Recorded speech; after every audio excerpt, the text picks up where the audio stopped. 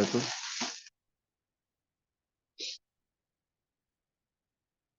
Ya, alhamdulillah. Kedengaran suara Ustaz kedengaran, teman-teman? Clear, jelas.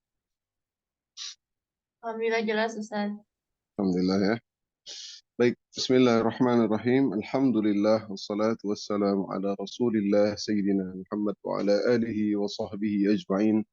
Allahumma 'allimna ma yanfa'una wa zidna 'ilma. Allahumma anfa'na bima 'allamtana. Allahumma shrah lana sudurana wa yassir lana umurana. Wahlul 'uqdatam min lisanina yafqahu qawlana. Insyaallah kita sambung ya pelajaran kita. Alhamdulillah surah demi surah ya, ayat demi ayat telah kita lalui tiap Senin dan Jumat dan Kamis. Mudah-mudahan apa yang telah kita pelajari ketika kita membaca ayatnya, surahnya dari juz amma, maka semakin tadabbur kita untuk membacanya, semakin bisa kita terapkan ya, kita kenang dan tadabbur setiap ayat yang kita baca. Baik, para santri yang dirahmati Allah Subhanahu wa taala, insyaallah hari ini kita masuk surah Asy-Syams ya. Asy-Syams yaitu matahari tentunya. Jadi sebelum kita masuk surah Asy-Syams maka kita baca sama-sama dulu ya seperti biasanya. Baik, kita baca dulu ya. Kita untuk mudahkan ya. Bismillah. أعوذ بالله من الشيطان الرجيم. بسم الله الرحمن الرحيم. والشمس وضحاها والقمر إذا تلاها والنهار إذا جلاها والليل إذا يغشاها والسماء وما بناها والأرض وما طحاها ونفس وما سواها فألهمها فجورها وتقواها قد أفلح من زكاها وقد خاب من دساها كذبت ثمود بطغواها إذ انبعث أشقاها فقال لهم رسول الله ناقة الله وسقياها فكذبوه فعقروها فدمدم عليهم ربهم بذنبهم فسواها ولا يخاف عقباها. Ya, Alhamdulillah. Nah, surah Asy-Syams merupakan surah yang ke-91 ya. Dari 114 surah, kita hari ini sudah masuk ke 114 dari surah yang ke-104 ya, dari surah An-Naba ya, 8 berapa tadi? Surah An-Naba adalah surah yang ke-80 surah yang ke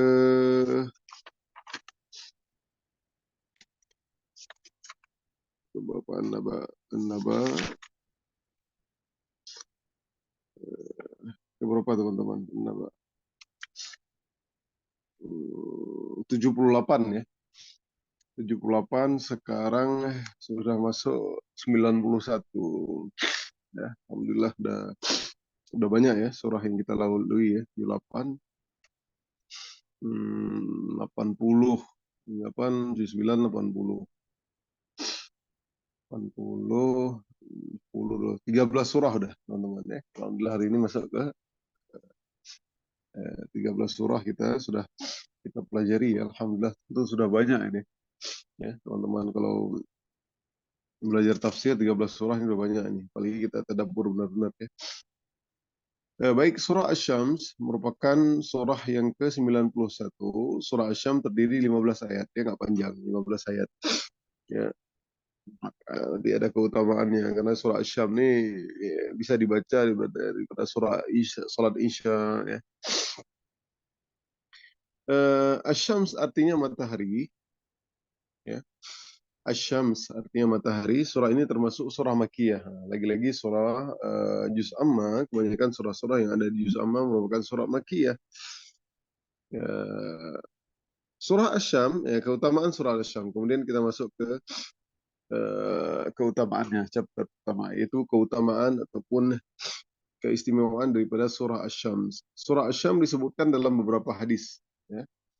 Nah, jadi surah Asy-Syam ini juga termasuk disebutkan dalam beberapa hadis. Salah satunya dalam kisah Muaz bin Jabal radhiyallahu anhu, ya. Kisah Muaz bin Jabal yang sangat terkenal. Kisah ini berisi anjuran untuk membaca surah. Salah satunya Asy-Syams ketika salat. Nah, ini. Jadi ini pernah Ustaz sampaikan dulu, ya, ketika kita belajar eh, apa namanya, surat Sabbihis, ya, dan yang lain, ya, artinya tentang untuk tidak boleh panjang salat, ya. Shalla Muaz bin Jabal al-Ansari li ashabihi al-Isya fatawwala alaihim fansarafa. Ya, hadisnya panjang, ya. Suatu ketika Muaz bin Jabal al-Ansari pernah memimpin salat Isya. Ia pun memperpanjang bacaannya, ya, memperpanjang bacaannya. Ya, lantas ada seorang di antara kami yang sengaja keluar dari jamaah. Ya, dia keluar dari jamaah, jadi nggak karena kepanjangan, jadi dia nggak ikut salat berjamaah dengan Muaz bin Jabal. Itu Muaz bin Jabal sebagai imam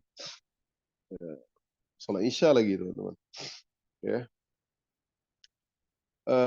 Kemudian ia pun salat sendirian. Jadi dia keluar dari jamaah, nggak ikut salat jamaah, jadi dia salat sendirian. Lalu Muaz pun dikabarkan tentang keadaan orang tersebut. Ya. Jadi Muaz pun berkata kepada orang itu, Muaz berkata, orang itu munafik. Ya, innahu munafik. Ya, kata Muaz. Muaz langsung memvonis. Ini nggak boleh, teman-teman. Ya. Lah sahabat yang mulia Muaz bin Jabal, ya, jadi gubernur di Yaman, jadi qadhi di Yaman, ya. Ya, sahabat Nabi yang mulia, Muaz tentu mulia, ya, tapi tidak boleh memvonis. Maka tak kala perkataan Muaz sampai kepada orang tersebut, yaitu dikatakan dia seorang munafik. Orang itu pun mendatangi, dia sedih mendatangi Rasulullah Sallallahu Alaihi Wasallam dan mengabari beliau apa yang dikatakan Muaz kepadanya. Lalu Nabi pun ketika mendengar perkataan orang tersebut, Nabi pun memanggil Muaz bin Jabal. Maka Nabi berkata, "Aturidu an takuna fattanan ya Muaz?" Nah, kata Nabi, apakah engkau ingin menjadi orang yang suka membuat fitnah, wahai Muaz? Ya, karena kan, ya, secara zahirnya, ya, mungkin Muaz nggak salah. Secara zahirnya Muaz lihat ini orang sholat jamaah dipimpin oleh imam, dia nggak ikut jamaah berarti pasti munafik, gitu kan? Artinya nggak boleh kayak gitu kan? Cuman mungkin dia lemas, dia capek, atau wallahu alam, ya, nah, seperti itu. Mungkin dia nggak tahu juga, cuman kepanjangan, terlalu panjang sholatnya itu. Maka Rasulullah kemudian menyambung, ya, turidu an takuna fattanan ya Muaz, kamu menjadi orang pembuat fitnah wahai Muaz. Maka Nabi pun kemudian melanjutkan, idza amamtan nas faqra bisyamsi wa duhaha wasabbih isma rabbikal a'la waqra bismi rabbik wal laili idza yaghsha. Empat ayat ini, empat surah ini boleh untuk berbaca salat Isya, ya. Maka Nabi berkata, jika engkau mengimami orang-orang, maka bacalah surah Asy-Syams, ya, surah Ad-Duha, surah Al-A'la, sabbih isma rabbikal a'la, kemudian Al-Alaq, ya, surah Iqra, ya, atau Al-Lail. Lima surah ini, teman-teman. Ya, lima surah ini. Idza amamtan nas faqra bisyamsi wa duhaha, surah Wasyam, wasabbih isma rabbikal a'la, surat Al-A'la, waqra bismi rabbik, surah Iqra, ya, surat Al-Alaq, wal laili idza yaghsha, dan surat Al-Lail. Ini dia keutamaannya. Jadi hati-hati, teman-teman, ya, walaupun kita hafiz Quran 30 juz, ya, ketika pulang kampung nanti teman-teman buat salat tarawih eh, antara ibu-ibu misalkan, kan. Tapi ya, kalau sudah sepakat seperti itu tidak masalah, ya. Tapi kalau belum disepakati ya, tiba-tiba kita baru pulang langsung dipanjangkan, ataupun sholat wajib kita panjangkan, maka tidak boleh. Ya. Alhamdulillah Rabbil Alamin. Baik, kita masuk ayat pertama ya. Wasyamsi wa duhaha. Demi matahari dan sinarnya pada pagi hari. Wa duhaha. Ya, duha, waktu duha. Wasyamsi wa duhaha. Demi matahari dan sinarnya pada pagi hari. Nah, ini semua sumpah-sumpah nanti ya. Allah bersumpah-sumpah ya.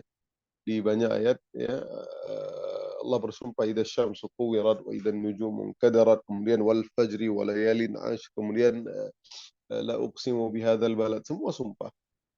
Atas apa Allah bersumpah kepada makhluknya? Allah tidak masalah bersumpah kepada makhluknya, bukan menandakan Allah kerdil daripada makhluknya, tapi Allah tentu lebih besar daripada makhluknya. Allah Khaliq, Allah menciptakan. Ya, Allah bersumpah demi makhluknya menandakan keagungan daripada makhluk yang diciptakan Allah SWT. Oleh karenanya, manusia dilarang untuk bersumpah kepada makhluk. Ya, manusia bersumpah hanya kepada Allah SWT. Kalau bersumpah kepada makhluk bisa musyrik. Oleh karenanya dalam awal surah Asy-Syams ini Allah bersumpah dengan banyak makhluknya secara berturut-turut untuk menekankan betapa beruntungnya orang-orang yang menyucikan jiwanya. Ya. Allah bersumpah dengan makhluk ciptaannya dan sesuai dengan dikehendakinya. Misalkan pada ayat ini wasyamsi, Allah bersumpah demi matahari.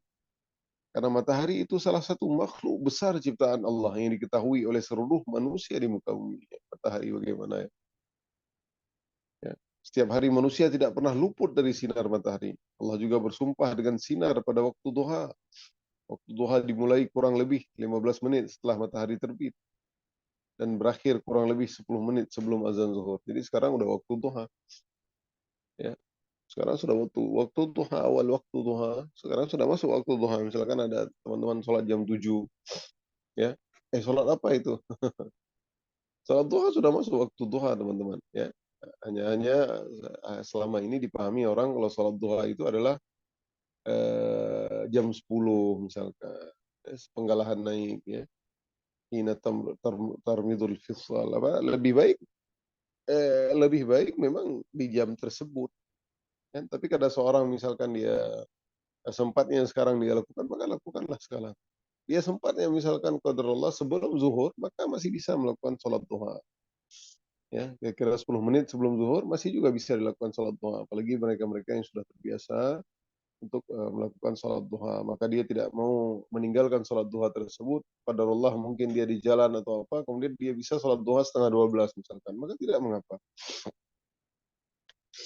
Asyams ya, kita nggak kita tadabbur banget asyams ya, tapi bagaimana indahnya matahari tersebut ya, luar biasanya matahari tersebut ya. Semua planet-planet disinari oleh matahari, begitu besarnya matahari ya. Andainya kita berada di planet Merkurius saja kita udah habis, kita nggak bisa hidup gitu. Gimana sinarnya matahari yang boleh sinar Allah, bagaimana sinarnya Allah Subhanahu Wa Taala lagi ya, bagaimana cahayanya Allah lagi yang kita nggak tahu kan. Tentu di dunia makanya mustahil kita lihat Allah. Tingkat matahari aja di dunia kita tidak mampu melihatnya ya. Kalau kita di planet Merkurius ya mungkin kita udah hangus terbakar, tapi dengan hikmah Allah SWT kita berada di planet bumi, ada matahari, ada sejuk juga ya. Seperti itu makhluk yang besar ya. Matahari, semua planet-planet mengelilingi matahari. Allah ya. Mengelilingi matahari. Subhanallah, begitu besarnya, agungnya ya. Kalau kita bahas tentang nanti scientific fact tentang matahari itu, saya luar biasa ya. Dengan makhluknya aja Allah ciptakan. Kalau bukan Tuhan ataupun Rabb yang menciptakan, maka tidak mungkin matahari itu ada begitu saja. Baik, kemudian ayat kedua, wal qamari idza talaha, demi bulan apabila mengiringinya. Demi bulan apabila mengiringinya. Yaitu bulan selalu mengikuti matahari. Ya, karena bulan muncul setelah matahari terbenam. Ya, jadi bulan pun selalu mengikuti matahari. Ya, jadi kayak udah sunnatullah, sudah begitu keadaan alam. Ya, makanya kalau misalkan matahari terbenam, ya, bulan nggak muncul-muncul misalkan, ataupun matahari nggak terbenam-terbenam, maka ini kejadian yang aneh, teman-teman. Kayak misalkan kayak suful kamar ya. apa namanya, bulan gerhana, kenapa kita disuruh sholat cepat-cepat. Fasallu wa kabbaru wa tasaddaqu, salatlah kalian, ya, cepatlah kalian bertakbir dan sedekahlah kalian. Innama yukhawwifullahu bihi ibadah, Allah menakuti hambanya. Coba bayangkan, ya. Makanya dalam surah Al-Qasas, teman-teman, qul ara'aitum in ja'alallahu 'alaikumul laila sarmadan ila yaumil qiyamati man ilahun ghairullahi ya'tikum bidhiya. Andai kalian lihat, kalau seandainya Allah cuman kasih malam saja, nggak ada pagi, siapa yang mendatangkan pagi hari? Kalau malam terus, teman-teman, bagaimana orang untuk berusaha, bagaimana orang untuk pergi? Ayat berikutnya, qul ara'aitum in ja'alallahu 'alaikumun nahara sarmadan ila yaumil qiyamah man ilahun ghairullah. Surah Al-Qasas. Ayat berapa tuh, coba lihat, Pak Ustaz? Ya, akhir-akhir surah Al-Qasas tuh. Kalau pagi terus, ya, nggak ada malam, bagaimana kita untuk berusaha, bagaimana untuk istirahat? Kan ja'alna al-laila libasa, yaitu malam untuk kita istirahat. Ya, nggak tahu lagi, subhanallah. Wa min rahmatihi, dengan rahmatnya Allah, Allah menjadikan malam untuk kita istirahat. Pagi kita berusaha, ya, bermain-main anak-anak dan lain-lain. Sebagian ulama menyatakan hikmah bulan mengikuti matahari adalah karena bulan tidak mengeluarkan cahayanya sendiri, tapi membiaskan cahaya matahari. Karena bulan nggak ada cahaya, ya, tapi cahaya matahari lah yang dia, sehingga malam pun tidak terlalu gelap gulita, ya, masih ada cahaya. Itu membiaskan cahaya matahari. Ayat ketiga, wan nahari idza jallaha, demi siang apabila menampakkannya. Idza jallaha, apabila menampakkannya siang, ya. Maka para ulama berbeda pendapat tentang kata gantinya. Idza jallaha, itu ha di sini, ya. Pada ayat ini sebagian mengatakan bahwa nya di sini adalah kegelapan yang disembunyikan, lalu berganti menjadi siang. Nah, itu ada pendapat, ya. Satu pendapat. Nah, sebagian ulama yang lain seperti Imam Ibnu Jarir At-Tabari rahimahullah memilih pendapat yang lain. Ya, dalam tafsirnya menafsirkan seluruh kata gantinya yang ada pada beberapa ayat awal surah ini sebagai matahari. Jadi ha ini larinya ke matahari. Yaitu Imam Imam Jarir, ya, At-Tabari, ya, seorang mufassir, ya, tabi'in yang mengarang kitab apa namanya? Kitab tafsir Tabari. Jadi matanya itu ha itu yaitu waduhaha, talaha, jallaha, semua ha di sini yaitu sebagai kata gantinya matahari. Nah, ada tadi pendapat kalau yang ha wan nahari idza jallaha, gelapan yang disembunyikan, yaitu apa namanya, adalah di sini kegelapan yang disembunyikan.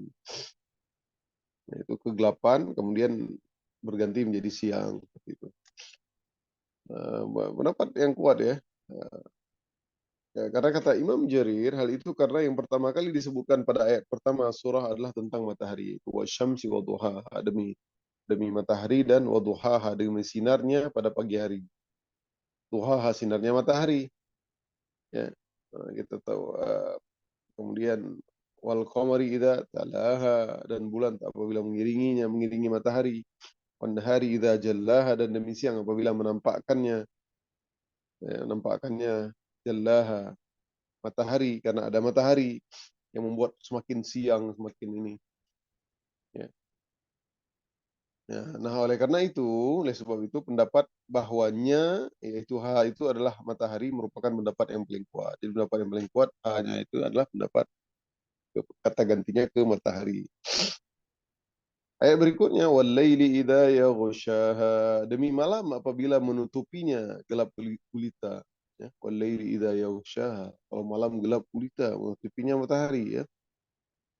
Nah, diartikan sebagai kondisi ketika malam menutupi matahari sehingga semuanya menjadi gelap gulita, teman-teman. Hari ini kalau nggak ada lampu, kita nggak pernah hidup di zaman ini, ya. Anak-anak sekarang udah milenial, mungkin 20 tahun yang lalu, ya, teman-teman, ya.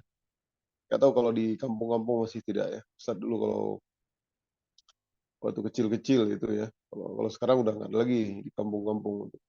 Itu gelap gulita banget teman-teman.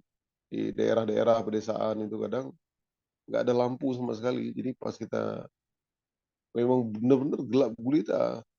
Takut ada ular lah kita lewatin seperti itu. Jadi kalau sekarang kalau apalagi di kota besar ya, itu semua udah berlampu. Nah, maka disitulah kita renungi bagaimana walaili idza yaghshas wa idza yaghsha dan malam ketika gelap gulita menutupinya. Ya, itulah kita ingat firman Allah. Kalau Allah nggak jadikan siang gimana dah.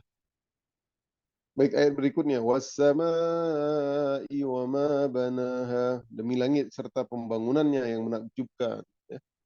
Nah, ini langit Ustaz sudah ceritakan juga ya bagaimana luar biasanya langit ya. Dan di surah An-Naba juga Ustaz sudah ceritakan hal itu bagaimana keagungan langit itu sendiri ya.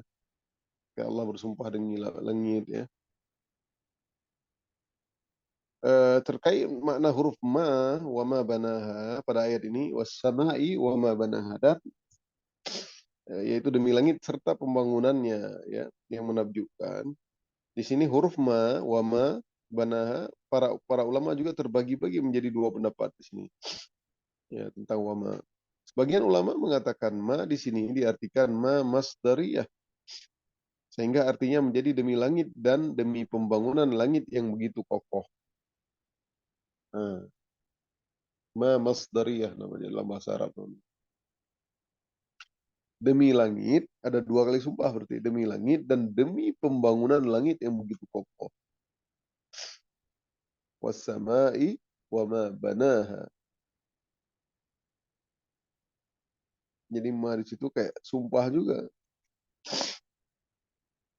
Sebagian yang lain mengatakan ma di sini adalah ma mausulah sehingga artinya menjadi ma mausulah. Tadi ma masdariyah, ini ma mausulah yaitu menjadi. Ya, seolah-olah Allah mengatakan demi langit dan demi yang menegakkan langit itu Allah Subhanahu wa taala. Ya, semua benar ya. Alhamdulillah rabbil alamin.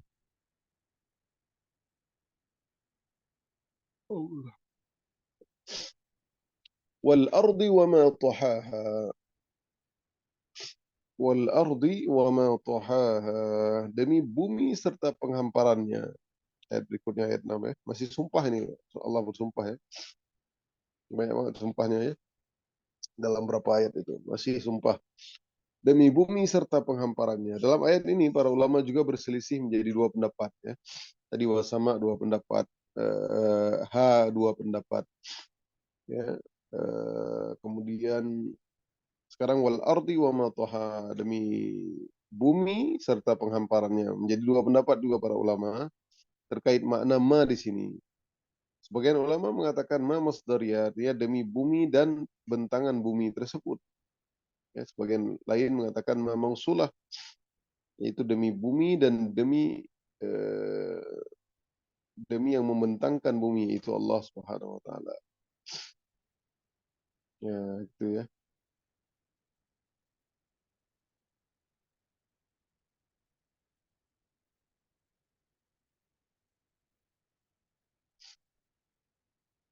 Sama kayak tadi ya, demi ya boleh wa demi itu. Boleh dua sumpah ya. Demi bumi dan penghamparannya serta penghamparannya. Wa nafsi wa ma sawwaha demi jiwa serta penyempurnaan ciptaannya. Ini sudah selesai sampai sini apa namanya sumpah Allah SWT sampai ayat 7 ya. Kalau dia pakai mausulah ya, hmm, maka sumpah Allah di sini enggak hanya 7 tapi 9. Wassama'i wa ma banaha dan demi pembangunannya, demi yang menegakkan langit.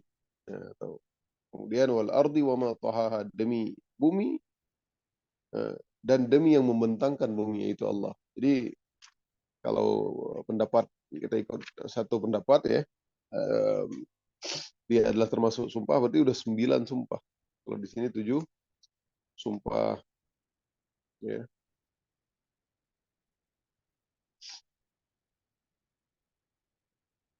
Oh enggak. Apa, ada 8 sumpah ya. Wasyamsi wadduhaha. Wadduhaha di sini sumpah ya. Duha, waktu duha itu bersumpah Allah. Artinya ada syams dan demi waktu duha. Bersumpah dengan sinar pada waktu duha karena betapa agungnya. Maka nanti ada ayat sendiri surah ad-duha wad-duha. Nah, jadi normalnya yaitu 8 sumpah Allah. Ya, Allah apa namanya? Allah bersumpah pada ayat ini. Banyak banyak banget sumpahnya ya. 8 sumpah kalau kita anggap tadi wama banaha, wama wama banaha sama wama tohaha berarti 8 9 10 sumpah di ayat ini. Masya Allah. Apa agungnya ciptaan Allah Subhanahu wa taala. Baik, kita masuk ayat ke 7 wa nafsi wa ma sawwaha, demi jiwa serta penyempurnaan ciptaannya. Nah, inilah beberapa sumpah yang disebutkan Allah di bagian-bagian awal surah. Ya. Nah, pada ayat pertama dan kedua Allah menyebutkan matahari dan rembulan secara berturut-turut. Kemudian Allah menyebutkan siang dan malam pada ayat ketiga keempat. Nah, indah nih biasa. Biasa penyebutan uh, gitu ya, indah banget mukjizat Al-Qur'an ya. Allah biasa menyebutkan matahari, bulan, kemudian malam dan siang. Seolah Allah menandakan bahwa semua makhluk yang Allah ciptakan ini ada pasangannya.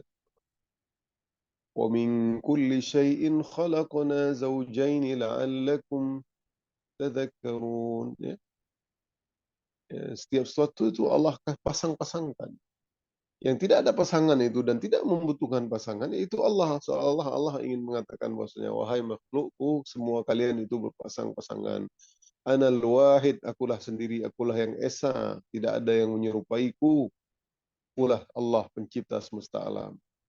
Jadi kita semua pasang, ada laki-laki, perempuan, ada tinggi, sifat tinggi, pendek, ada jahat, baik, ada nabi, ada malaikat, ada iblis, ada setan. Jadi semua ada kontradiktif, teman-teman. Ya, semua ada opposite-nya, ada manis, ada pahit, ya, ada asam, ada apa lagi? Ada semua ada pasangannya. Subhanallah ya. Maka pada ayat pertama dan kedua, matahari dan rembulan. Ayat ketiga, keempat, siang dan malam. Lalu Allah menyebutkan langit dan bumi pada ayat kelima dan keenam. Allah seolah-olah ingin menjelaskan bahwa segala sesuatu itu berpasangan. Itu dia. Jiwa, wa nafsi wa ma sawaha. Masuk ke jiwa dan sawaha tadi. Demi jiwa dan atas serta penyempurnaan ciptaannya, wa ma sawaha. Jiwa merupakan perkara tidak bisa diketahui hakikat dan rahasianya hingga sekarang. Jiwa ini kita ruh, teman-teman. Ruh kita ini. Ya, kalau ruh itu dicabut, jasad tinggal. Nah, ruh itu yang dimaksud dengan jiwa. Ya, ruh itu ruh kita ini. Ya, makanya ketika dimasukkan ke dalam surga, jasad kita udah dimodifikasi oleh Allah Subhanahu Wa Taala nanti. Ketika di hari akhirat, di hari berbangkit itu nanti jasad kita sudah dimodifikasi oleh Allah Subhanahu Wa Taala. Tapi ruh kita tetap ruh yang ini. Kita tahu saya Zikran, saya tahu saya siapa misalkan saya Wafa, saya Anzila, saya kita tahu ya, kita tahu semua. Ya, makanya sampai hari ini misteri ruh. Ketika roh itu dicabut, jasad tinggal, teman-teman. Ya, tidak usah kita lihat meninggal saja. Ya. Ketika kita tidur itu sebagian dari perjalanan ruh itu ajaib itu kemana ruh itu kemana ruh kita makanya kadang mimpi kemana wallahu a'lam. Itu aja udah ajaib. Makanya orang mimpi aja serasa kayak benar-benar. Itu baru mimpi, teman-teman. Apalagi kalau alam barzakh nanti. Ya, kita nggak tahu hakikatnya. Makanya dalam surah Al-Isra ayat 85 dicatat. Al-Isra 85 Allah berfirman, وَيَسْأَلُونَكَ عَنِ الرُّوحِ. Dan mereka bertanya kepada Muhammad tentang ruh. Ya. Roh itu apa sih? Nah, gitu kan. Maka Nabi mengatakan, "Qulir ruhu min amri rabbi wa ma utitum minal ilmi illa qalila." Ya, roh itu tuh termasuk urusan Tuhanku. sedangkan kamu tidak diberikan pengetahuan kecuali hanya sedikit ilmu. Jadi udah wallahu alam. Tanya gimana kemana roh itu, roh, ataupun roh di mana kita di alam barzakh, roh ketika dicabut, itu urusan Tuhan.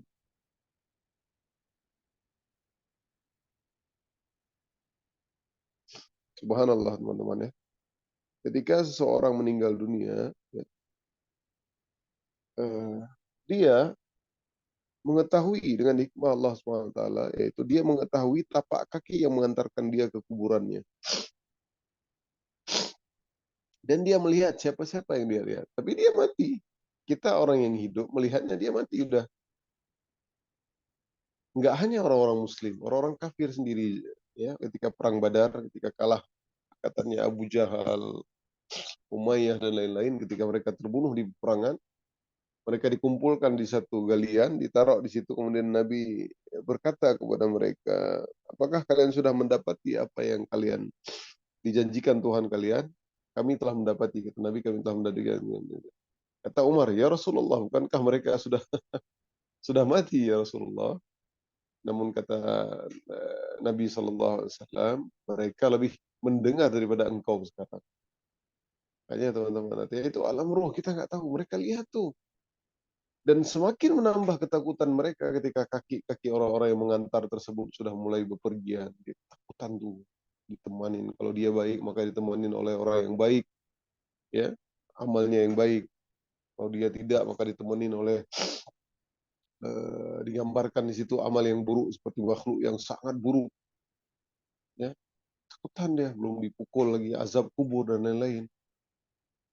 Nah, karenanya kenapa misalkan awal-awal meninggal disuruh banyak baca ayat Al-Quran di situ kan seperti itu ngeri teman-teman. Itu alam barzakh. Dia tahu. Makanya kita kalau lewatin kubur, ya ucapkanlah assalamualaikum ya ahlal kubur, assalamualaikum. Tapi kan untuk apa? Nggak ada yang jawab pun ngapain. Tapi Nabi suruh. Ya. Ya. Tapi bukan roh mereka juga berjalan-jalan, itu tidak ada teman-teman. Dia lagi disiksa, artinya lagi di kubur itu. Cuman wallahu alam gimana bersatu dengan jasad itu kita nggak tahu kan. Roh ditarik tapi apakah rohnya, karena ketika orang meninggal dalam sebuah hadis ya, saya sudah pernah ceritakan ya, maka dia naik kalau dia orang yang ketika baru meninggal dia naik ke atas, kalau dia orang baik maka dia kemudian dia turun kembali seperti itu. Setelah ruh ya. Kulir ruhu min amri rabbi. Serahkanlah ruh itu masuk urusan Tuhanku. Jadi wa ma utitu minal ilmi illa qalila. Jadi ilmu kita ini kasih Allah SWT sedikit, kita nggak tahu. Baik, kita masih ada waktu ya. Kita sambung sedikit lagi. Eh, Kemudian chapter berikutnya yaitu kebaikan dan keburukan. Tadi sumpah-sumpah ya, chapter pertama. Tadi kita udah bahas tentang keistimewaan, keutamaan surah Asy-Syams, yaitu surah yang dibacakan ketika sholat fardu ya, terutama sholat Isya, seperti hadis Nabi SAW tentang Muaz bin Jabal. Kemudian pada chapter kedua tentang sumpah-sumpah, yaitu ada 10 sumpah ya, ataupun ada 8 sumpah yang Allah bersumpah dengan makhluknya, menandakan keagungan makhluk ciptaannya. Kemudian yang chapter berikutnya yaitu kebaikan dan keburukan. Apa kebaikan keburukan di sini? Itu ayat 8. Alhamaha fujuraha wa taqwaha. Maka dia mengilhamkan kepadanya jalan kesesatan dan ketakwaan. Jadi pada ruh tersebut, pada jiwa manusia tersebut, dia punya dua jalan. Dia bisa pilih mau jalan baik, jalan yang benar. Ya, hari ini kita mau pilih mau sholat, mau nggak sholat, mau puasa, mau nggak puasa. Bisa nggak kita pilih? Kita terpaksa tidak? Tidak, kita bisa memilihnya. Hari ini ada uang teman kita misalkan, ya di lemarinya misalkan, ataupun terbuka lemarinya ada uang 500.000. Kita mau ambil tidak mau ambil itu pilihan. Maka kita dipaksa, Allah tidak. Makanya nanti jangan diblame, oh Allah yang paksa aku. Nah, itu salah, ada akidah seperti itu teman-teman. Ya, ada akidah seperti itu, yaitu seolah-olah kehidupan ini dipaksakan oleh Allah. Jadi kalau dia berzina, dia minum khamar, dia mencuri, dia membunuh, Allah yang melakukan itu. Itu pemahaman mereka, itu salah. Itu ada paham namanya paham Jabariyah, itu apapun yang dilakukan dia terpaksa, ya adalah memang aku kodratnya pencuri. Padahal kan kalau dia tahu dia jadi pencuri, bukankah tidak punya pintu untuk taubat? Punya, taubatlah. Enggaklah aku takdirkan udah jadi pencuri begini, aku nggak mau taubat karena memang Allah enggak boleh begitu. Ya, makanya dia punya pilihan mau taubat atau tidak taubat, mau berbuat baik ataupun berbuat jahat. Maka alhamaha fujuraha wa taqwaha. Maka dia mengilhamkan itu Allah SWT jalan kesesatan dan ketakwaan. Ya. Di sini ada dua pendapat ahli tafsir terkait makna kejahatan dan ketakwaan. Pertama yaitu yang pertama Allah memberi ilham kepada jiwa tersebut kejahatan dan ketakwaan. Sehingga setiap jiwa bisa membedakan antara kebaikan dan keburukan. Allah menciptakan setiap jiwa manusia di atas fitrah. Lalu fitrahnya itu membawanya agar dapat membedakan keburukan dan kebaikan. Itu ini udah ketika anak sudah mumayyiz ya, dia udah tahu, dia bisa membedakannya. Baik dan buruk artinya seumuran anak-anak 5 tahun ataupun apalagi 10 tahun ya. Intinya mungkin seperti umur 7 tahun ke atas dia sudah mumayyiz, sudah tahu dia inti baik dan buruk. Walaupun ada sebagian yang dia tidak tahu kecuali kita kasih tahu. Ya, makanya kenapa dalam hadis-hadis Nabi misalkan muru auladakum wahum abna'i sab'in, ya suruhlah anak kalian ketika dia udah berumur salat ketika dia berumur 7 tahun. Ya, wadribuhunna bi asyrin, ya maka pukullah kalau dia nggak mau salat maka pukullah dia pada umur 10 tahun. Artinya 10 tahun sudah mumayyiz. Ya dia udah tahu ini baik ini buruk, dia sudah tahu apa namanya berdebat dengan orang tua itu nggak benar. Dia sudah tahu kalau misalkan melakukan ini efeknya seperti itu sudah tahu ya. Oleh karenanya pada dasarnya setiap jiwa tidak menyukai keburukan. Nah, fitrahnya kita nggak menyukai keburukan. Suka nggak kita lihat ada orang menzalimi orang, ada orang memukul orang, ada orang membunuh orang? Tidak. Fitrah kita tidak. Fitrahnya kita adalah menyenangi kebaikan. Hal itu karena setiap orang dapat merasakan dan menentukan mana yang baik dan mana yang buruk bagi dirinya. Itu dia. Ya, ada orang misalkan menyiksa binatang, misalkan disiksa, cincang-cincang binatang, ya Allah gitu kan. Pasti kita nggak suka pasti. Karena dasarnya fitrah kita menyukai kebaikan. Nggak mungkin kalau hari ini kita lihat ada orang bunuh orang misalkan dengan sengaja atau ada begal kita, aku senang, suka aku memang begitu. Otaknya udah ya psikopat itu nggak benar ya. Masa suka lihat orang dibunuh-bunuh gitu. Nah, oleh karenanya manusia juga tidak suka dengan eh, kedustaan misalkan. Bahkan pendusta pun tidak suka jika didustai. Nah gitu dia. Ya, dia suka bohong, tapi dia juga sendiri kalau dibohongin orang gak suka. Itu jadi fitrahnya kita menyukai kebaikan. Nah, kecuali jika hal subhat dan keraguan-keraguan yang dapat menyebabkan fitrah seorang berubah. Sementara itu perkara-perkara yang jelas seperti berbuat dusta, zalim, dan mencuri, setiap jiwa pasti masih di atas fitrahnya, pasti mengetahui keburukannya. Oleh karena itu, seorang yang sengaja melakukan keburukan berarti ia sendiri yang memilih keburukan itu. Ya, itu pendapat pertama yaitu Allah memberi ilham kepada manusia jiwa tersebut kejahatan sehingga dia bisa membedakan antara tadi ya baik dan yang buruk. Itu satu pendapat ya. Pendapat kedua ini berkaitan dengan takdir. Jadi ini bisa tafsir tanawu ya. Tadi Allah yang kasih ilham kepada manusia sehingga fitrahnya manusia itu cenderung kepada kebaikan. Dia tidak suka kepada keburukan. Nah, pendapat kedua ini berkaitan dengan takdir. Artinya segala hal yang dilakukan oleh manusia di atas muka bumi ini telah ditakdirkan oleh Allah Subhanahu wa taala. Baik itu kebaikan maupun keburukan yang dia lakukan. Nah, jadi tafsir bitanawu Allah mengilhamkan kepada kita kebaikan dan keburukan. Tapi ketika misalkan nih ada orang tadi ya di jalan lagi pulang ke masjid misalkan ada sendal orang cantik banget misalkan. Nah, dia ngelihat itu sendal itu. Sedangkan dia bawa sendal yang buruk kan.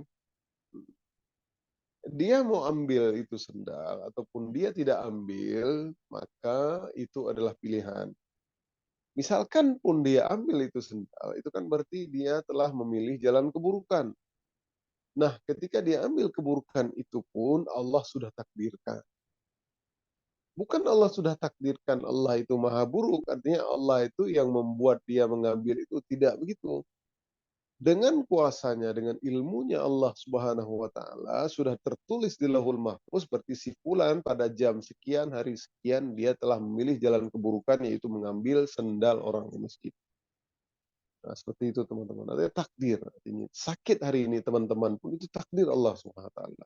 Hari ini teman-teman masuk ke rumah tahfiz, itu takdir Allah Subhanahu wa taala. Teman-teman memilih jalan kebaikan untuk hafal Quran. Jadi itu takdir. Ya, semua wa kulla syai'in khalaqnahu biqadar. Semua Allah sudah skenariokan. Ya, itu dia.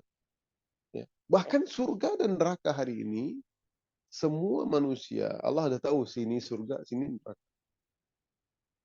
Ya. Kalau kita udah tahu surga dan neraka, ngapain beribadah Ustaz? Itu salah juga. Ya, nggak boleh begitu. Itu ada hadis Nabi mengatakannya. Para sahabat pun kalau seandainya semua sudah takdir, ya Rasulullah, fakaifa idzal amal, kata sahabat, untuk apa kita berusaha? I'malu, kata Nabi. Ya berusahalah. Ya, apa namanya, wa kullun muyassarun lima khuliqa. Setiap orang akan dimudahkan atas takdirnya. Artinya ya, ada ayat yang lain ya, karena dimudahkan ya orang yang baik makanya berusaha kita berjalan kebaikan. Ya mungkin 1001 ada orang yang mungkin dia hidupnya beramal tuh ujung-ujungnya neraka. Mungkin ya karena niatnya tidak ikhlas, niatnya untuk manusia. Masa kita pengen husnul khatimah, kita pengen masuk surga, ya udahlah, gua apa jahat-jahat dulu, gua mau melakukan keburukan-keburukan dulu, nanti nanti pas ending saya taubat. Yakin ente bisa taubat? Siapa tahu tidur malam itu adalah tidur terakhir kita.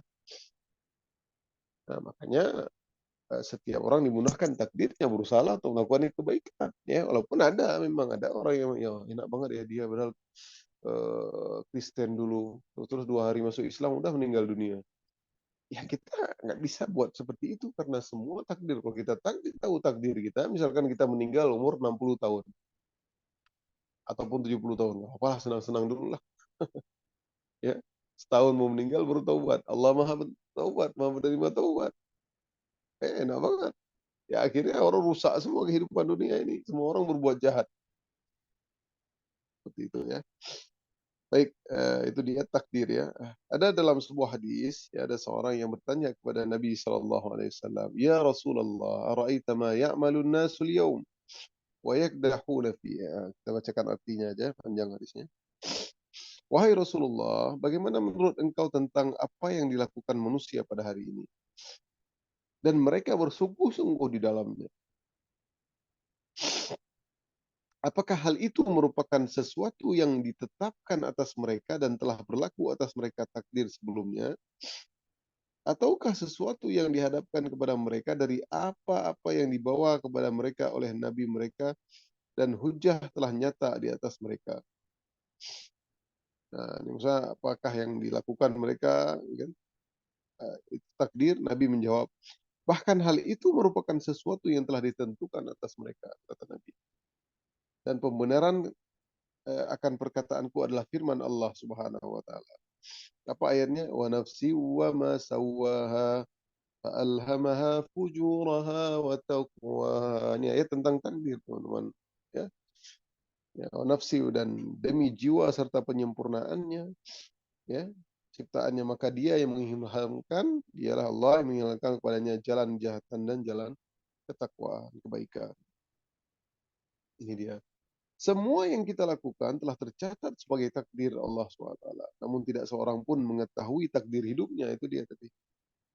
Oleh karena itu, salah satu faedah beriman kepada takdir, ya, beriman kepada takdir, ya, yaitu agar seorang tidak ujub atau menyombongkan amal solehnya.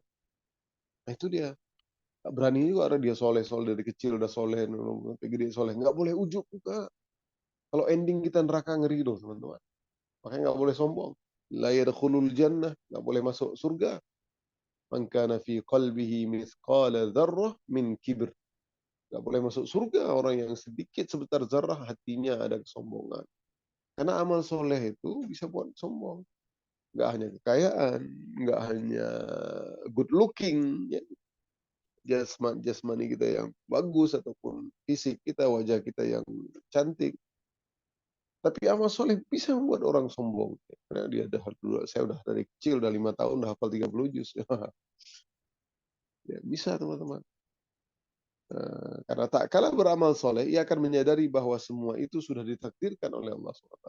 Maka sangat nikmat, suatu nikmat yang paling bagus ketika seorang beramal soleh, dia menjadi soleh. Dan Allah lah yang telah mengilhamkan kepadanya agar beramal soleh. Ya, tidak ada manusia yang dapat membanggakan dirinya karena tidak ada yang mengetahui ending daripada hidupnya, akhir hidupnya. Nah, tidak ada juga yang mengetahui bagaimana kehidupan selanjutnya, entah dia di surga atau neraka. Tugas manusia hanyalah beramal, karena masalah takdir adalah rahasia Allah Subhanahu wa taala. Itu dia. Ya, orang-orang yang beramal soleh nggak bisa pula. Nah, tadi seperti Muaz bin Jabal, ya, innahu munafik katanya. Ya, orang lain sami'na wa ata'na, terima aja. Muaz mau baca ayat Al-Baqarah surat Isya, mau baca Al-Baqarah sama Al-Imran Al-Isya, dia terima aja. Ada orang nggak mau dia. Menurut dia capek gitu, lemes. Saya lagi kurang sehat juga menurutnya. Ya, nggak boleh kita blame dia innahu munafik. Ya, ternyata Allah melarang Muaz. Berarti yang benar siapa? Melarang orang tersebut yang keluar dari jamaah tadi. Itu juga ada orang yang belum pakai hijab misalkan, ya, pada santri ada cewek-cewek di luar belum pakai hijab, nggak pakai hijab dia, ya. Nah, gitu kan. Nah, dia itu pasti masuk neraka gitu. Kalau kita vonis begitu, nggak boleh teman-teman. Tidak boleh. Ya, kita doakan ya Allah, semoga dia dapat hidayah ya Allah. Gitu. Kalau kita kenal dia, kita panggil, kita kasih buku-buku tentang apa kebaikan, tentang agungnya menutup aurat seperti itu. Jadi tidak boleh kita blame siapapun, ya, tidak boleh kita blame.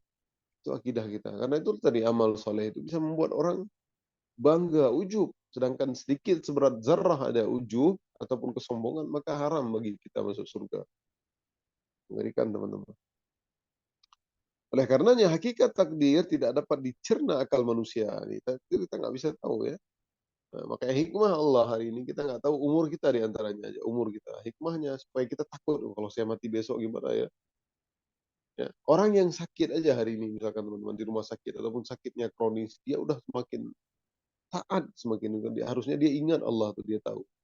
Tapi kalau ada orang yang sakit memang semakin dia nggak taat, semakin dia marah-marah, semakin dia kesel sama takdir yang Allah kasih ke dia, maka itu yakinlah termasuk dia orang-orang yang mungkin yang kurang baik, ya.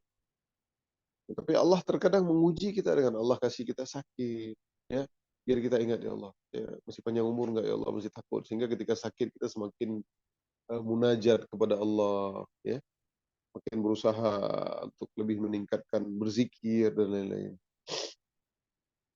Dalam Al-Quran, Allah selalu menutup segala pertanyaan tentang takdir yang ditujukan kepadanya. Ya. Nah, setan seringkali datang memberi rasa was-was kepada manusia. Iblis membisikkan manusia agar selalu mempertanyakan alasan Allah mentakdirkan masuk neraka jahanam. Ya. Adam ditakdirkan keluar dari surga.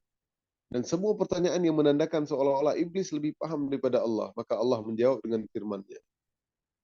La yus'alu amma yaf'alu wa hum yas'alun. Ya. Surah Al-Anbiya ayat 23. La yus'alu amma yaf'alu wa hum yus'alun. Dan dialah Allah tidak ditanya tentang apa yang dia kerjakan. Tapi merekalah yang akan ditanya. Jadi nggak perlu kita tanya. Ya contohnya kalau misalkan Nabi Adam di surga terus, kita nggak ada di dunia, teman-teman. Hari ini nggak ada ujian, nggak ada laqad khalaqnal insana fi kabad itu tadi. Jadi senang-senang terus, apakah kita mungkin ada atau tidak, wallahu alam. Ya, seperti itu. Jadi nggak perlu ditanya kenapa sih Allah ciptakan manusia, karena malaikat aja ditegur, qala inni a'lamu ma la ta'lamun. Ya Allah, ini membuat kerusakan di muka bumi. Dia malaikat, inni a'lamu ma la ta'lamun. Aku lebih mengetahui. Ini malaikat yang nggak pernah ingkar. Ya, malaikat la ya'sunallaha ma amarahum wa yaf'aluna ma yu'marun. Malaikat tidak pernah mendurhakai Allah. Ya. Disuruh berdiri malaikat nggak usah goyang 10.000 tahun, sanggup berdiri malaikat. Kalau kita mungkin 5 jam aja disuruh berdiri tegak udah goyang-goyang gitu. Segitunya malaikat. Mereka tidak Allah, nggak ada nafsu. Jadi apa yang Allah perintahkan. Tapi pada waktu penciptaan manusia, qalu ataj'alu fiha may yufsidu fiha wa yasfiku dima. Kau jadikan manusia yang membuat kerusakan dan mereka akan menumpahkan darah karena sebelum manusia bumi ini dihuni oleh para jin ya, yang mereka menumpahkan darah. Jadi malaikat pun komplain. Tapi Allah punya hal yang lain, itulah hikmah. Jadi nggak perlu kita tanyakan apa sih hikmahnya Allah kasih sakit saya, apa sih hikmah Allah kasih saya masuk rumah tapi sih. Nggak perlu kita tanyakan. Yang perlu, yang ditanyakan kita nih beramal. Ente beramal soleh itu terima atau tidak. Yakin ente masuk surga. Itu yang akan dipertanyakan kita. Kalau apa yang Allah lakukan, nggak perlu kita tanya-tanya. Itulah takdir. Karena sungguhnya manusia pun penuh dengan kebodohan. Manusia ingin mengetahui hakikat takdir yang merupakan rahasia Allah. Ngapain kita sibuk-sibuk kapan ya ajal kita? Mau cari ilmu dimanapun nggak tahu kita kapan kita mati. Mau cari ilmu dimanapun nggak tahu kita hari kiamat itu kapan. Mau datangnya dai katanya 100 tahun lagi, katanya 2 tahun lagi sampai hari ini belum kiamat. Ya nggak perlu. Ya, ada seorang badui datang kepada Rasulullah. Ya Rasulullah mata sa'ah. Wahai Rasulullah kapan hari kiamat? Rasulullah nggak bilang kapan 100 tahun lagi. Kalau oh masih lama nggak apa-apa lah. Tapi Nabi nggak jawab seperti itu. Tapi Nabi mengatakan, wa madza a'dadta biha? Apa yang sudah engkau persiapkan? Sibuk-sibuk tahu hari kiamat. Kenapa emangnya? Ada dai hari ini yang mungkin datang oh hari kiamat nggak lama lagi nih sekitar setahun 2 tahun lagi. Akhirnya kita hilanglah untuk berusaha, malas untuk berusaha. Akhirnya seorang suami yang mungkin anaknya sudah banyak dia nggak mau kerja lagi. Akhirnya mereka dengan kelaparan karena udah mau kiamat. Ya, nah itu dia nggak perlu kita sibuk-sibuk. Yang penting kita persiapkan, prepare yourself to the hereafter. Ya, if you become a good person, a pious person, insya Allah you will enter paradise. Ya, kalian akan masuk surga, heaven. Ya, kalau kalian buruk, if you did the wrong thing, ya, kalau kalian melakukan keburukan-keburukan, you will enter hellfire, masuk neraka. Jadi seperti itu teman-teman. Ya. Oleh karena itulah salah satu rukun iman yang harus diyakini adalah beriman kepada takdir. Orang yang tidak beriman terhadap takdir Allah, amalannya tidak akan diterima. Karena tak beriman takdir adalah rukun iman. Ya, itu dia. Bil khairi kullihi, ya, syarrihi, ya. Takdir buruk dan baik. Baik, ayat berikutnya masih ada waktu ya sedikit lagi nih, teman.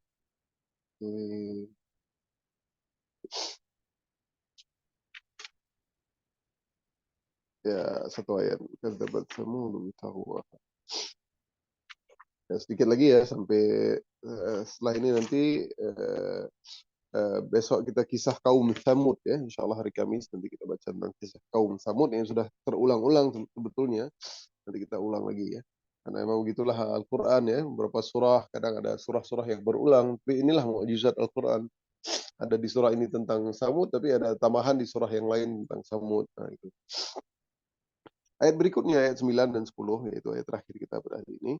Qad aflaha man zakkaha wa qad khaba man dassaha. Sungguh beruntung orang-orang yang menyucikan jiwanya itu, ya, yang milih jalan kebaikan, ya, menyucikan jiwanya, dia beramal soleh terus istiqomah, ya, tergelincir, kemudian dia istighfar, bertaubat, kemudian ke jalan yang baik. Karena bukanlah manusia yang baik itu dia istiqomah terus-terusan, enggak, susah. Maka dalam hadis fastaqimu walan tastati'u, ya. Istiqomahlah kalian kepada jalan dan kalian nggak sanggup, pasti nggak mampu, ya, nggak mampu. Likulli amalin syirrah, setiap amal itu ada masa-masa semangatnya, ya. Jadi kalau lagi dia kasar, lagi dia futur ya, lagi dia malas beribadah sedikit, yang penting kata ulama di sini jangan ditinggalkan yang wajib-wajib. Lagi lemas untuk ibadah sunnah, maka yang wajib jangan ditinggalkan. Tapi kalau udah tinggalkan yang wajib-wajib, wah itu bahaya. Wa qad khaba man dassaha. Nah, ini tadi opposite-nya tadi. Tadi kebaikan dan keburukan. Tadi matahari dan bulan. Tadi langit dan bumi. Tadi siang dan bumi. Nah, ayat ini seolah-olah berpasang-pasangan semua teman-teman tadi. Falhamaha fujuraha wa taqwaha. Fujuraha wa taqwaha. Sekarang aflaha man zakkaha, khaba man dassaha. Ya, sungguh beruntung orang-orang yang menyucikan jiwanya. Yang beruntung, yang tidak beruntung siapa? Dan sungguh rugi orang yang mengotorinya. Waqad khaba man dassaha. Sungguh rugi orang-orang yang mengotorinya, itu mengotori jiwanya dengan melakukan amal-amal keburukan. Inilah jawaban dari sumpah-sumpah Allah terhadap makhluknya secara berturut-turut dalam beberapa ayat. Jawaban ini untuk menjelaskan beruntungnya orang-orang yang menyucikan jiwanya dan among loser ya, betapa ruginya ya orang-orang yang mengotori jiwanya. Allah menjelaskan ada dua jenis manusia di sini, yaitu manusia yang berusaha menyucikan jiwanya dan manusia yang mengotori jiwanya. Itu Allah juga telah memberikan petunjuk tentang jalan kebenaran dan keburukan. Sehingga dengan demikian manusia bisa memilih mana jalan yang dia pilih antara kedua pilihan tersebut. Menyucikan jiwa tentu tidak mudah, teman-teman. Ya, ya. Melakukan amal saleh tidak mudah. Di salat saja membutuhkan perjuangan. Ya. Sta'inu bis sabri was salah wa innaha lakabiratun. Salat itu lakabiratun illa 'alal khashi'in. Berat. Ya, kita salat 5 waktu aja berat. Coba seandainya Nabi itu nggak balik lagi, nggak dibilang sama Nabi Musa, balik lagi ke Tuhanmu, minta lagi, kurangin. Ya, maka 50 waktu kita harus sholat, belum lagi kita harus nyari duit, belum lagi kita harus belajar, belum lagi 50 waktu sholat. Capek nggak teman-teman? Ini 5 waktu aja, bisa jadi kita kadang terskip-skip, bolong-bolong, telat. Apalagi kalau nggak di rumah tahfiz misalkan, rumah tahfiz karena ada ustazah misalkan, ada yang kontrol. Kalau di rumah, waduh, sebentar lagi udah isya. Eh, kita belum sholat maghrib misalkan. Ya, itu baru 5 waktu teman-teman. Ya, makanya berat, butuh perjuangan yang tidak ringan. Kalau nggak begitu nggak mungkin, ya memang masuk surga itu butuh perjuangan. Hari ini aja orang mau kaya, orang mau ada duit, dia harus berusaha. Mungkin harus berdagang, harus bangun tengah malam untuk masak, kemudian pagi-pagi dia harus udah prepare. Capek bener. Itu yang hal dunia, apalagi itu akhirat. Yang hal akhirat inilah yang sebenarnya lebih perlu lagi, karena itulah kehidupan khairu wa abqa, kehidupan yang abadi dan selamanya. Ya, karena di akhirat itu seandainya dia diminta waktu nggak dikembalikan lagi. Dia pengen satu waktu itu dia mau sedekah, fa'asaddaqa wa akum minas salihin. Nah, tapi nggak boleh lagi, nggak kembali lagi. Nah, inilah membutuhkan perjuangan yang tidak ringan, teman-teman. Bahkan Allah menciptakan dunia yang dipenuhi dengan syahwat yang menyebabkan manusia banyak sangat tertarik kepadanya. Nabi SAW bersabda, "Khuffatil jannatu bil makarih wa khuffatin naru bisyahawat." Surga itu diliputi perkara-perkara yang dibenci, ya. Itu surga itu diliputi perkara-perkara yang dibenci, yang nggak enak-enak. Sholat, harus berbuat baik sama orang tua, berbuat baik sama manusia, nggak boleh kata-katain manusia, nggak boleh mencuri, nggak boleh berzina, nggak boleh minum khamar, nggak boleh main game terus-terusan 24 jam misalkan. Ya, ya nggak melalaikan, kita harus sholat seperti itu. Nggak enak. Jadi karena syahwat-syahwat ini lebih enak. Tetapi itulah huffatil jannatu bil makarih. Yaitu surga diliputi adalah perkara-perkara yang dibenci oleh jiwa. Wa huffatin naru bisyahwat. Dan neraka itu diliputi perkara-perkara yang disukai oleh syahwat manusia. Oleh karena kita harus terlebih dahulu menyucikan jiwa dan hati sebelum memperhatikan amalan fisik. Nah, makanya seorang muslim hendaknya menyucikan jiwanya dulu sebelum memperhatikan amalan fisik. Ya, setiap muslim hendaknya membersihkan hatinya dari segala kesyirikan. Ya, kesyirikan kita hanya beribadah kepada Allah, hanya menyembah kepada Allah, hanya minta tolong kepada Allah. Jangan minta tolong kepada manusia. Manusia bisa jadi tolong, bisa jadi tidak. Ya, rezeki dari Allah semua, suudzon kepada Allah. Ya, hati kita nggak boleh sombong, nggak boleh hasad, dengki, ria, dan penyakit hati lainnya. Karena orang yang hanya memperhatikan amalan zahirnya, amalan badan atau fisik, tapi lupa memperhatikan jiwanya, ia sangat rentan untuk futur dan malas beribadah. Ya, dia cuma memperhatikan amalan fisiknya aja, tapi hatinya nggak dijaga tadi. Ya, udah apa namanya, udah pakai pakaian yang bagus, sudah pakai hijab, tapi dia lupa hijab hatinya. Ya, udah pakai hijab, tapi lidahnya masih pedih, ya, masih suka ngata-ngatain orang, lidahnya masih suka gibah, ya, itu belum hijab hatinya, ya. Hijab luarnya sudah, tapi hatinya belum. Makanya harusnya dalam dulu kita perbaiki, suudzon ke orang baik-baik, ya. Husnuzon ke orang seperti itu, dan gitu hilangnya kita dari kikir, dengki dan lain-lain. Jika awalnya ia semangat sholat, berpuasa dan sedekah, tapi karena tidak memperhatikan keadaan jiwa dan hatinya, suatu saat dia akan berubah. Oleh karena itu, hal yang paling utama jika seorang menyucikan jiwanya adalah menyucikan hatinya terlebih dahulu. Ya, memang seperti itu, teman-teman. Ala inna fil jasadi la mudghah, ya. Sungguhnya di dalam jasad itu ada mudghah, ada gumpalan darah, itu hati. Ala wahyal qalb, fa in saluhat saluhal jasadu kullu. Kalau dia baik, baik semua. Kalau hati seorang baik, baik semuanya. Meskipun dia mungkin masih amalannya masih biasa-biasa saja, tapi hatinya enggak iri. Makanya ada kisah, ya, yang Nabi pernah mengatakan akan masuk dari pintu itu rajulun min ahlil jannah. Itu seorang yang akan masuk dari pintu itu adalah orang yang dari ahli surga. Nabi tentu diberitakan oleh malaikat, diberitakan oleh Allah SWT, nanti si fulan akan masuk dari pintu itu. Maka para sahabat pun menunggu untuk pas lihat ada siapa itu fulan itu. Nggak terkenal, sahabat yang biasa-biasa aja. Dia nggak tahu juga, orang pada heran semua lihat dia. Maka para sahabat pun pengen kepo, ya, termasuk Imam Ali kalau nggak salah start waktu itu. Apa sih amalannya dia? Kok bisa dia? Mereka sampai pengen nginap di rumahnya, kemudian nginap di rumahnya mau lihat apakah dia bangun mungkin tengah malam, baca Quran, sholat tahajud gitu. Nggak ada, nggak kedengaran suara ngaji, nggak kedengaran suara pintu wudhu mungkin. Ya. Kemudian ya bangun mungkin ya paling setengah jam ataupun 15 menit sebelum subuh gitu. Jadi biasa-biasa aja. Sedangkan sahabat kita tahu ya bagaimana amalan mereka.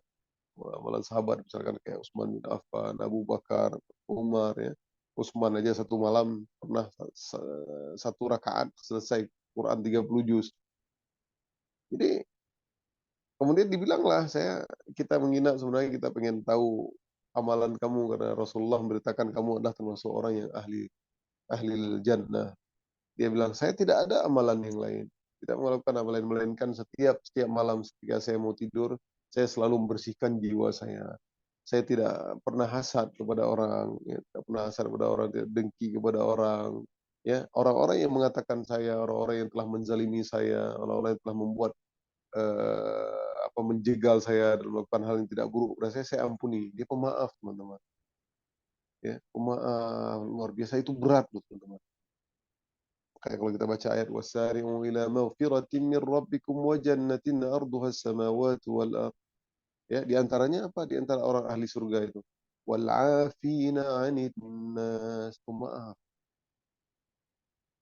Wal kadhimina al ghaidha wal 'afina 'anil nas. Menahan amarah, pemaaf. Itu berat juga. Enggak, saya enggak akan maafkan dia, Ustaz.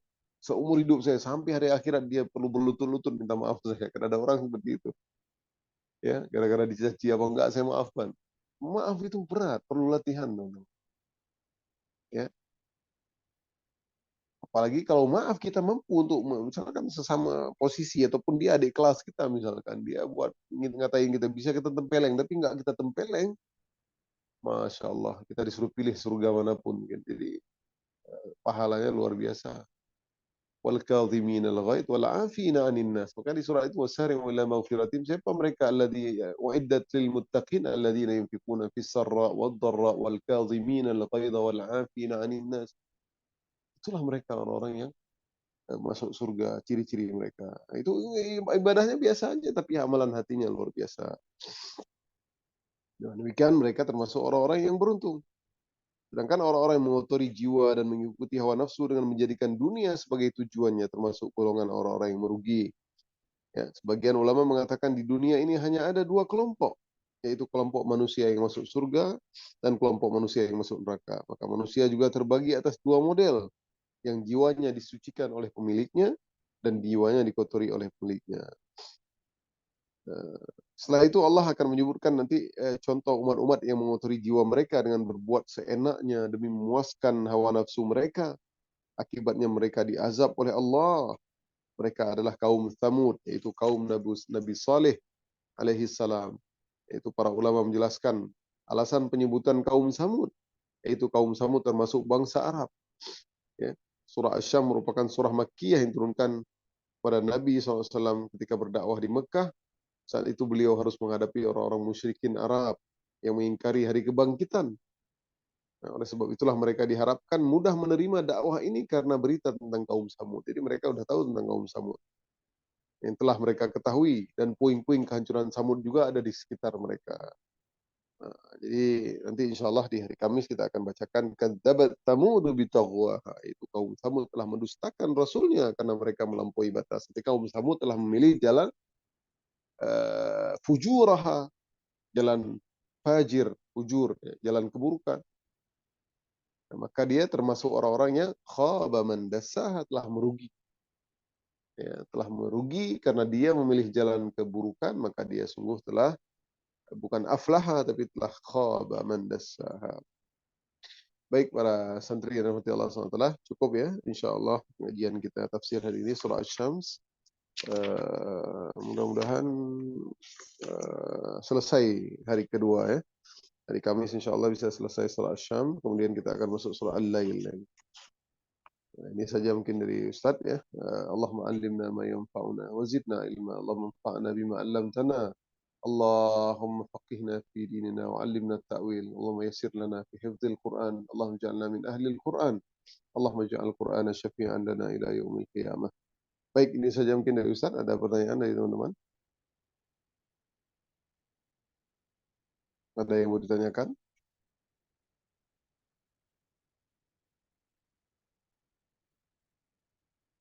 1, 2, 3, 4, 5, 6, 7. Nggak ada ya?